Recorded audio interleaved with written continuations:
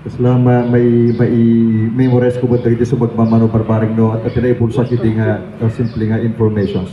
Saan laing nga DNR iti makonsult ito'y uyaw napanggitat tayo ni attorney about CBFMA, Community-Based Forest Management Agreement. Okay. Nga dito yapo ket aba ito'y kadagiti few people. Saan nga aning nga uminteg? Correct. Pero hindi po lahat ng mga haan nga amin nga agnanaed dito'y uyaw ket owner iti CBFMA, Community-Based Forest Management Agreement. Awan sabat tinaikan. Ngam adda kami ditoyen apo. Adda kami ditoyen nga residents and as per revised guidelines of FPIC, free, prior, informed consent and other processes of the series 2012. If I am not mistaken, part 1, preliminary provisions, section 20 to be particular, in bagana di jay apo na saan laang nga ancestral domain owners, ICCs and IPs, including all residents nga agnanaed iti affected area ket masapul nga makonsulta. Okay. Pagkapsat, I hope it is not a disrespect iti community apo nga awan sabat iti inaramid iti Google nga consultation not to the barangay council alone pero the community. It's a collective decision. May kadwa apo agparparang nga kasla nga awan iti knowledge iti sangguniang bayan council about this one tayo di kunkunada di dyan paspasan kita giti amoy iti Facebook at nagpaspasan niya dagiti isubmit na iti gwinuan niya man kuma documents na kunada di dyan nga awan kada kami iti ima iti pangmalubos winumarangted iti permit. Of course it is only DNR, particularly MGB na mangted region 2 or central kung natatay ni Sara niya. Of course, awang mga talaga ti karbangan wino kabailan iti barangay wino municipal na mangted iti expiration permit. Pero nalawaga po nga iti barangay you should have been consulted. May kadwa part iti additional requirements number 4 additional DJ anya ket iti sangguniang bayan they should have been given a copy of the mining exploration application by the Google Corporation tapno iti kasta iti council ket isuda iti bang approve mang endorse by way of a resolution written resolution dejay approving or rejecting the application. Dejay aputi at dejay lintik tayo. Tama po ba? Ngam, madamdam makayat ko nga mga gan mismo kada kayo from Google Corporation. Totoo ba na hindi po ninyo, binaliwala po ninyo ang council at hindi nila alam ito at mayroon na po kayo, nagkaroon na po kayo ng exploration permit without their knowledge, without their endorsement. Ibig sabihin nun, binaliwala o binaypas ninyo or hindi ninyo ginampanan yung mga other requirements na kakailanganin po. So far, marami po ang question, pero i-reserve ko po muna yan dahil ambok nga doon pwede ang question. Yun lang po muna. Barangay consultation, part of decision-making process or consensus building, may kadwa na di question kung itisang guniyang bayan if they were consulted or not po. Nagsimple lang mo tagi di question ko niya. Thank you po. Maraming salamat. Thank you, sir. Thank you, DJ. Clarification questions. Tanong may palawag nimit apo. Ana, iti 2023, kadwami apo iti NCIP Provincial Office iti Nueva Vizcaya na may ditoy. The same venue. Nagpa-meeting kami idi. So, DJ makon ko na consultation.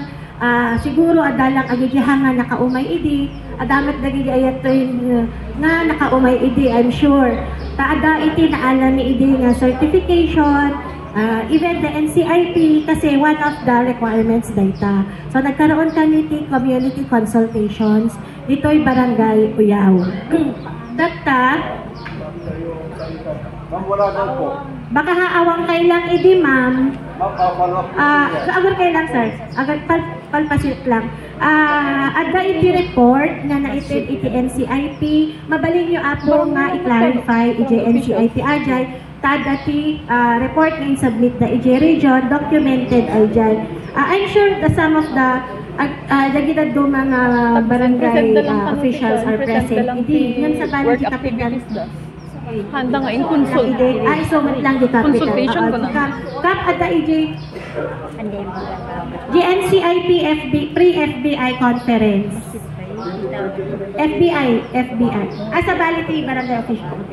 So makita yung EJ apo anyway at the IT report nga inaramid ti company, inaramid iti NCIP ajay nga nagkaroon iti barangay consultation. Siguro it happened nga adong kanyayo tatta itihaan nga nakaumay idi kasi at that time it's still an application baka hanpay nga hanyo nga naikan iti importansya nga ma-consult. So ba't ni Kapitan?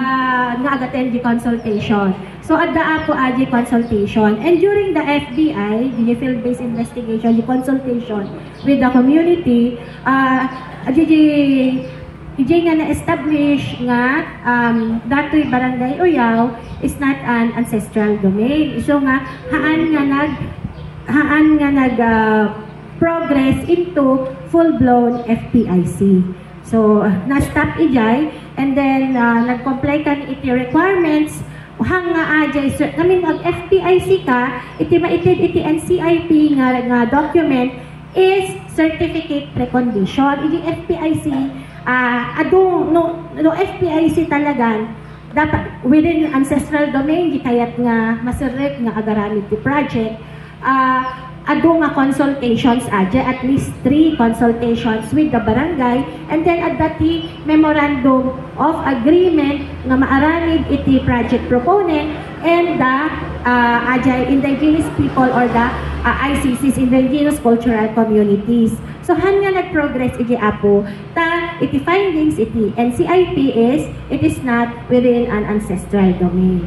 And then so sa bali may kami ditoy idi nga within the Sanggunian lang sa bali met ajay kasakadwani iti NCIP nga nagkaroon iti consultation ta nagkaroon kami met lang iti presentation idi ngam syempre hanga kasama da JEP tahawa pay mag-EP mi idi ti present mi idi ajay application mi. And then the second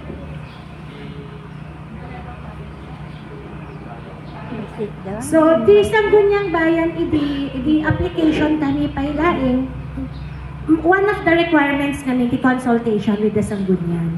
So hanga endorsement, it's a consultation. So, napang kami idi Sangguniang Bayan to present. Tapos to'y matlang, nag-present kami, ipakilala ni Tibagbagimi, imbagami kanyada nga dati application mi, dito'y Dupax del Norte. Tapos to'y matlang, except the EP, nga exploration, ti ap-applyan mi nga permit, dagito'y iti maaranig, babain iti exploration. Dagito'y amin nga, ganda dagi programa iti company kuma under the exploration. So kasi matlang haan apo nga endorsement iti intindahan nyami kasi haan nga rod nga requirement at that time ajay endorsement tinaitid lang nyami is certificate nga nag-consultation kami with the Sangguniang Bayan haan nga endorsement. So, apo. So, dagijay nga requirements nga naalam ni kaisugarod dagijay requirements nga dapat ma-comply ni tano maitid kanya ni iti permit.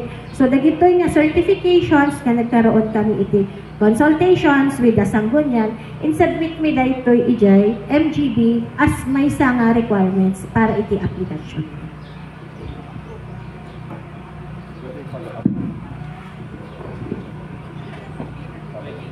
Follow up. So, dito ako. Ito ako, tapos sa sidigan niya. Just to be clear, apo, may ipipik ba't dagiti council tayo? Dagiti ka councilors, kahit adat yung malaeng kakapsat, kas kada mapayaw mo ilang tata, kahit tapno at least maklaro man niya, tayo kung kunatagit kas lang hands off nga seemingly they were not informed about it. itatay ket kunayo nga ting tindalag is a certification of recognition nga kayo ket nagtit iti consultation kanyada. Consultation Therefore, iti local kunana dijay nga the Google Corporation or contractor nga apan nga nag-submit iti mining application dijay, exploration kanyada dijay ket they should acquire approval or rejection of the project or exploration. So therefore, wala pong approval ang Sangguniang Bayan, wala din pong rejection na coming from the barangay, which means to say na hindi po kayo nakakuha na isa sa mga requirements na kakailanganin po natin dyan sa issuance of exploration permit. Maraming salamat. Maganda ito na avenue natin para ma-clarify ang lahat, ano. So, sabi na ni Sir Patty na nakita na ata kami noon. So, always in every application, ito. Okay. Lapit ko lang. Okay. Ito na, okay na. So, siguro ang maganda dito is ilay po natin kung ano po ba ang mga requirements bago po nila nakuha itong exploration permit. Okay? Ang una dyan, they have their application, the application form 5+1 na duly filled up, notarized. Tapos meron tayong NAMRIA topographic map na scale of 1:50,000. Kaya yung na-present kanina, kung makita nyo, bakit ganun, hindi naman siya very specific o detailed. Kasi the requirement is NAMRIA topographic map of scale of 1:50,000. The third one is the requirement is to proof of financial capability. And the fourth one is proof of technical capability ng corporation. Tapos meron din tayong yung requirement natin na affidavit of undertaking. So that's all. Yun po ang mga requirements natin. Now when it comes ngayon sa ating processing ng requirements, ito na ngayon, medyo barok kasi ang Ilocano. The requirements, the processing method, upon submission nila sa amin, pinaplat namin yan. Ang tinitignan natin dyan, kung nag-overlap ba siya sa other mining applications. Tapos after that, we will send a copy of the mapa sa DNR. So, i-plot din nila yun kung yung area ba ay close to mining application. So, magbigay din sila ng area status. After which, ang sunod na proseso natin ay we will be issuing notice of application for posting. Saan po i-post ito? Sa municipality, sa province, tapos copy furnish ang barangays concerned. So, after the period of posting and publication, meron din tayong publication na local, general and local publication for 1 week yan. Tapos yung posting natin na 1 week, nag-issue, nakuha na nila permit. Nakapag-issue ang province and municipality ng certificate that the notice of application has been posted. Ngayon, actually, sa barangay, yung nasa regulation natin is copy furnish lang.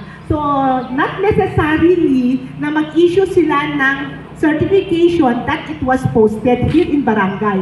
However, nag-exceed pa ang kanilang requirements na nakapag-submit ang local corporation ng certificate of posting. Nakakuha sila dito sa Barangay Oyao, particularly. It was issued December 11, 2023, that it was posted in the bulletin boards of Barangay Oyao from December 1 to December 11. In like manner sa barangay sa Mungia, Dupa, Bitlong, nag-issue din sila ng certificate of posting. Although hindi na sana namin requirement yun, pero nag-secure ang local corporation.